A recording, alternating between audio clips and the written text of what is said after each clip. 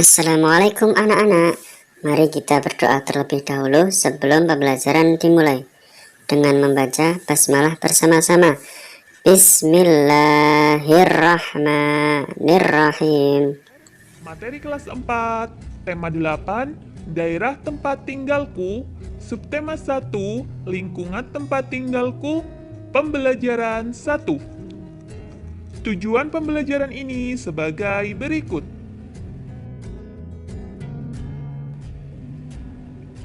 Aku dan keluargaku berasal dari Jawa Barat.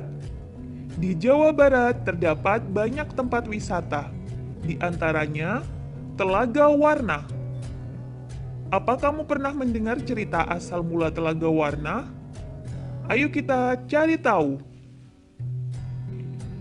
Udin dan keluarga sedang berlibur di daerah asalnya yaitu Jawa Barat.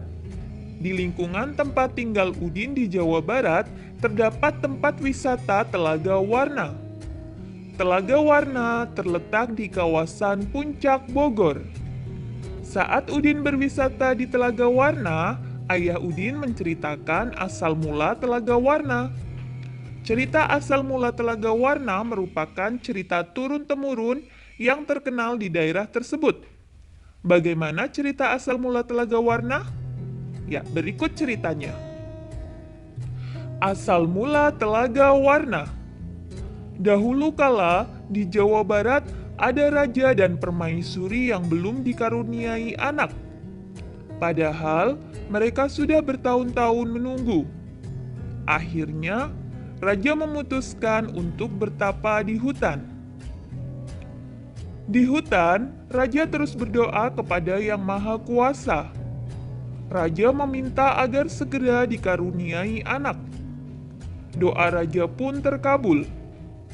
Permaisuri melahirkan seorang bayi perempuan. Raja dan permaisuri sangat bahagia. Seluruh rakyat juga bersukacita menyambut kelahiran putri raja. Raja dan permaisuri sangat menyayangi putrinya. Mereka juga sangat memanjakannya. Segala keinginan putrinya dituruti. Tak terasa, putri raja telah tumbuh menjadi gadis yang cantik. Hari itu, dia berulang tahun ke-17. Raja mengadakan pesta besar-besaran. Semua rakyat diundang ke pesta. Raja dan permaisuri telah menyiapkan hadiah istimewa berupa kalung. Kalung tersebut dari untayan permata berwarna-warni. Saat pesta berlangsung, raja menyerahkan kalung itu. Kalung ini hadiah dari kami. Lihat, indah sekali bukan? Kau pasti menyukainya. Kata raja. Raja bersiap mengalungkan kalung itu ke leher putrinya. Sungguh di luar dugaan. Putri menolak mengenakan kalung itu. Aku tidak suka kalung ini, Ayah. Tolak putri dengan kasar. Raja dan permaisuri terkejut. Kemudian, permaisuri berusaha membujuk putrinya dengan lembut. Permaisuri mendekat dan hendak memakaikan kalung itu ke leher putrinya. Aku tidak mau. Aku tidak suka kalung itu. Kalung itu jelek. Teriak putri sambil menepis tangan permaisuri. Tanpa sengaja, kalung itu terjatuh. Permata-permatanya tercerai-berai di lantai.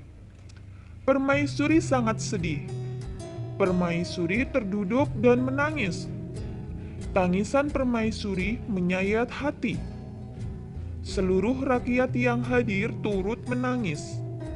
Mereka sedih melihat tingkah laku putri yang mereka sayangi.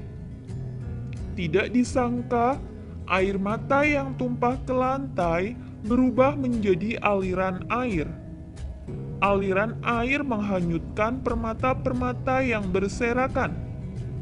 Air tersebut mengalir keluar istana dan membentuk danau. Anehnya, air danau berwarna-warni seperti warna-warna permata kalung putri. Kini, danau itu dikenal dengan nama Telaga Warna. Selanjutnya, mari kita identifikasi cerita tersebut. Tokoh-tokoh yang terdapat dalam cerita yaitu ada raja, permaisuri, dan putri raja. Kemudian, tempat raja melakukan pertapaan yaitu di hutan. Lalu, hadiah yang disiapkan raja dan permaisuri untuk ulang tahun putrinya adalah kalung-kalung yang terbuat dari untayan permata berwarna-warni. Permaisuri bersedih dalam cerita tersebut ya, dia bersedih dan menangis. Nah, ini karena putri menolak mengenakan kalung itu. Permaisuri mendekat dan hendak memakaikan kalung itu ke leher putrinya. Tanpa sengaja kalung itu terjatuh. Permata-permatanya tercerai-berai di lantai. Permaisuri sangat sedih dan akhirnya menangis. Nah, sifat putri dalam cerita tersebut yaitu kurang baik. Meskipun putri raja adalah gadis yang cantik, tetapi mempunyai sifat yang kasar dan manja karena terlalu dimanjakan raja dan permaisuri. Cerita tersebut merupakan cerita fiksi. Cerita fiksi adalah cerita rekayasa yang tidak benar-benar terjadi. Cerita yang bersumber dari hayalan. Ciri-cirinya bersifat rekaan atau hayalan, bukan sebenarnya. Bahasanya bersifat konotatif, menggunakan imajinasi si penulis dan biasanya menggunakan bahasa sehari-hari. Di dekat rumah Udin di Jawa Barat juga terdapat taman bermain. Udin dan saudara-saudara sepupunya bermain di sana. Dita ingin bermain ayunan. Udin membantu Dita menarik dan mendorong ayunan. Tarikan dan dorongan yang dilakukan oleh Udin ini disebut dengan gaya, karena dengan tarikan dan dorongan tersebut menyebabkan benda bergerak. Gaya adalah suatu kekuatan yang mengakibatkan benda yang dikenainya dapat mengalami gerak, perubahan kedudukan, atau perubahan bentuk. Gaya juga dapat diartikan sebagai tarikan atau dorongan yang dapat mempengaruhi keadaan suatu benda. Gaya yang diberikan Udin terhadap ayunan yaitu tarikan dan dorongan. Akibatnya, ayunan itu bergerak. Saat ditarik, ayunan bergerak ke belakang atau mendekati Udin. Saat didorong, ayunan bergerak ke depan atau menjauhi Udin.